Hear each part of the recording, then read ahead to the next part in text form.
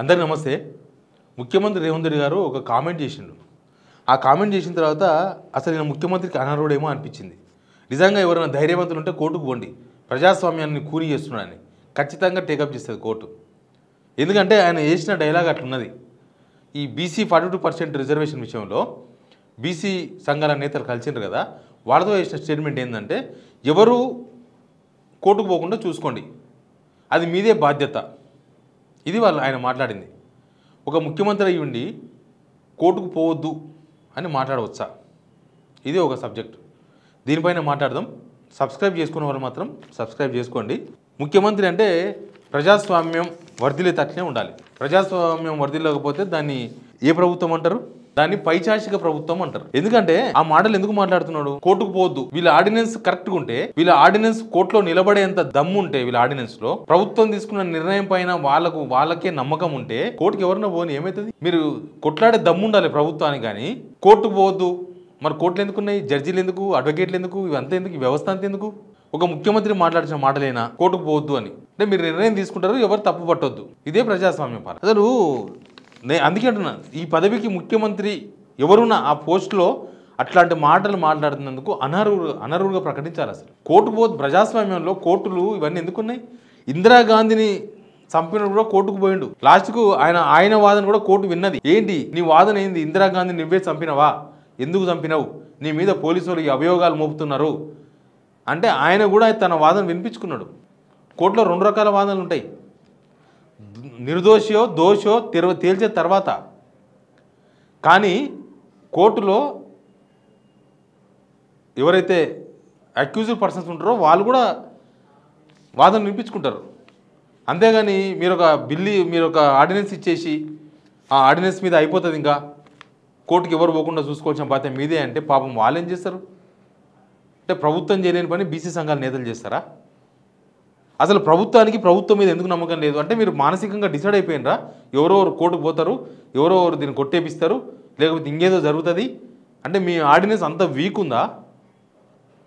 మీ ordinance మీద, మీరు చేసే పనుల మీద మీకే నమ్మకం లేకపోతే అసలు సోషల్ బైకాట్ చేయాలన్నాడు. ఎవరైనా కోర్టుకు పోతే సోషల్ బైకాట్ అంటే బహిష్కరణ, సమాజం నుంచి బహిష్కరణ చేయాలంట. ఇది ఒక ప్రజాస్వామ్యంలో వినబడే మాటనేనా? ప్రజాస్వామ్యబద్ధంగా ఎన్నికైన ముఖ్యమంత్రి మాట్లాడే మాటలేనా ఇవి? Social boycott. మీరు ప్రజలకు ఇచ్చిన హామీలు అమలు చేయలేదు, మిమ్మల్ని సోషల్ బైకాట్ చేయమని ప్రజలు పిలిపియాలా? మీరు మేనిఫెస్టోను 100 రోజుల్లో అమలు చేస్తామన్న 6 గ్యారెంటీలు అమలు చేయలేదు, మీ ప్రభుత్వాన్ని రికాల్ చేయమని ఇప్పుడు రికాల్స్ ఇచ్చిన కొత్తగా తెవన్ని ప్రజలు పిలిపివ్వాలా? అసలు ఇదేమి ప్రజాస్వామ్యమో అర్థం కాలేదు. రాజ్యాంగం మీద నమ్మకం లేకుండా మాట్లాడుతున్నారా? లేదా రాజ్యాంగబద్ధంగానే ఎన్నికైనా కానీ మనం రాజ్యాంగాన్ని ఫాలో కావద్దని డిసైడ్ అయినరా? ప్రభుత్వం ఒక నిర్ణయం తీసుకున్నప్పుడు దానిపైన భిన్న వాదనలు వస్తాయి. ఎవరైనా నాకు అన్యాయం జరిగింది అనుకున్న వాళ్ళు, లేకపోతే దీనిలో వాస్తవం ఏందో తెలుసుకోవాలనుకున్న వాళ్ళు కోర్టుకు పోతారు.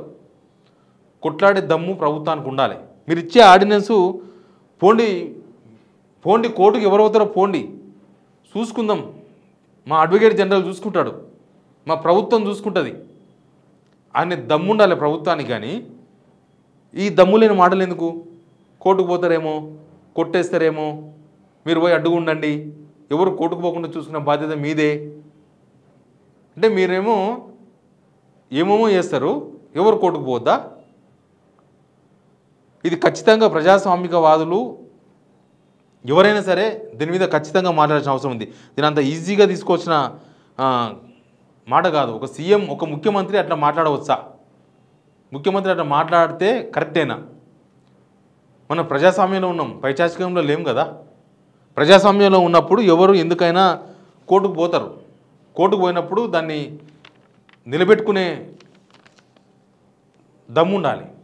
ఇప్పుడు మీరు ఆర్డినెన్స్ ఇస్తారు, మీరు ఆర్డినెన్స్ ఇస్తే పోవచ్చు. ప్రజాస్వామ్యంలో ఎవరిని కంట్రోల్ చేస్తారు, ఎవరిని ఆపుతారు? ఎవరన్నా పోతారేమో, ఎవరన్నా మాకు నష్టం జరిగింది అనుకున్న వాళ్ళు, మాకు అన్యాయం జరిగింది అనుకున్న వాళ్ళు, లేకపోతే ప్రభుత్వ నిర్ణయంతోన ఎఫెక్ట్ అయిన వాళ్ళు ఎవరెవరు పోతారు. ఇప్పుడు కాళేశ్వరంతో మేము ఎన్ని లక్షల ఎకరాలకు నీళ్ళు ఇస్తామనంటే ఆ భూములు ఇచ్చే వాళ్ళు కోర్టుకు పోరా? ఇంకా లక్షలకు నీళ్ళు ఇస్తారంట కాబట్టి మనం భూమి ఇచ్చేద్దామంటారా రైతులు? కానీ కోర్టుకు పోవద్దు. ఇదేం సూత్రం? మీరు ఆ మాటలు మాట్లాడిన రేవంత్ రెడ్డి గారు పేపర్లో వచ్చిన వార్తలు కోట్ చేసి నేను మాట్లాడుతున్నా, కోర్టుకు పోయే బాధ్యత, కోర్టుకు పోవద్దు, అది చూసుకోవాల్సిన బాధ్యత మీదే, తర్వాత సోషల్ బైకాట్ చేయాలి, ఇట్లాంటి కామెంట్స్ పద్ధతి కాదు. ప్రజాస్వామ్యంలో అది అస్సలు పద్ధతి కాదు. మీరు తెచ్చుకున్న బిల్లు మీద, మీరు తెచ్చుకున్న ఆర్డినెన్స్ మీద మీకు నమ్మకం లేదు అని అర్థమవుతుంది. మీరు తీసుకొస్తున్న ఆర్డినెన్స్ను నిలబెట్టుకునే సబ్జెక్టు మీ దగ్గర లేదు అనిపిస్తుంది. బీసీలకు 42% రిజర్వేషన్ ఇవ్వాలన్న చిత్తశుద్ధి మీలో లేదు అనిపిస్తుంది. మీరు 42% రిజర్వేషన్ ఇస్తామని కామారెడ్డిలో ఇచ్చిన డిక్లరేషన్ నిలబెట్టుకుంటామన్న నమ్మకం మీ పైన మీకే లేదనిపిస్తుంది. నమ్మకం లేనప్పుడు ఆర్డినెన్స్ ఎందుకు? నమ్మకం లేనప్పుడు ఈ డ్రామాలు ఎందుకు? ఖచ్చితంగా బీసీ బిడ్డలు కూడా ఆలోచించాలి. నేను వాళ్ళని చైతన్యపరిచే ప్రక్రియలో భాగంగా ఈ వీడియో చేస్తున్నా. ప్రభుత్వం కొట్లాడాలి. ఎవరైనా కోర్టుకు పోతే ప్రభుత్వం ఇచ్చిన ఆర్డినెన్స్ మీద ప్రభుత్వం అడ్వకేట్ జనరల్ పెడతారా, ఇంకా పెద్ద పెద్ద అడ్వకేట్లు పిలిచి పెడతారా, పెట్టి అది నిలబడే విధంగా కొట్లాడాలి. మీ ఆర్డినెన్స్ అట్లా ఉండాలి. అంతేగాని మీరు ఏదో ఆర్డినెన్స్ తీసేసినాం, ఇంకా మేము ఇచ్చేస్తున్నాం 40%, కానీ ఎవరో వచ్చి అడ్డుకున్నారని చెప్పి ఏ బీజేపీ మీదనో ఏ బీఆర్ఎస్ మీదనో పెట్టుకోవడానికి కాదు. బండి సంజయ్ గారు ఒక స్టేట్మెంట్ ఇచ్చిండ్రు ఇందాకనే, బీసీలకు రిజర్వేషన్ విషయంలో మేము మాట్లాడతాం, ఒప్పిస్తాం, మైనార్టీలకు ఇస్తున్న 4% రిజర్వేషన్ను ఎత్తేయండి, మేము పోయి మోడీతో మాట్లాడతామన్నారు. మరి ఆయన స్టేట్మెంట్ ఎందుకు ఇచ్చిండ్రంటే హిందూ బెల్ట్ కోసం ఇచ్చిండు. పక్కన ఏపీలో కూటమి ప్రభుత్వం ఉంది, అక్కడ కూడా మైనార్టీలకు 4% రిజర్వేషన్ ఇస్తున్నారు. అక్కడ కూడా ఉంది, ఫస్ట్ అక్కడ ఎత్తేయాలి కూటమి ప్రభుత్వం. అక్కడ బీజేపీ కూడా దానిలో భాగస్వామ్యమే ఆ ప్రభుత్వంలో.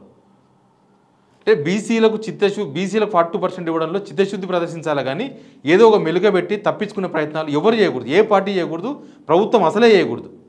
కానీ రేవంత్ రెడ్డి గారు చేసిన కామెంట్స్ మాత్రం బాధ్యతారహితమని 100% చెప్పొచ్చు. Please subscribe signal TV.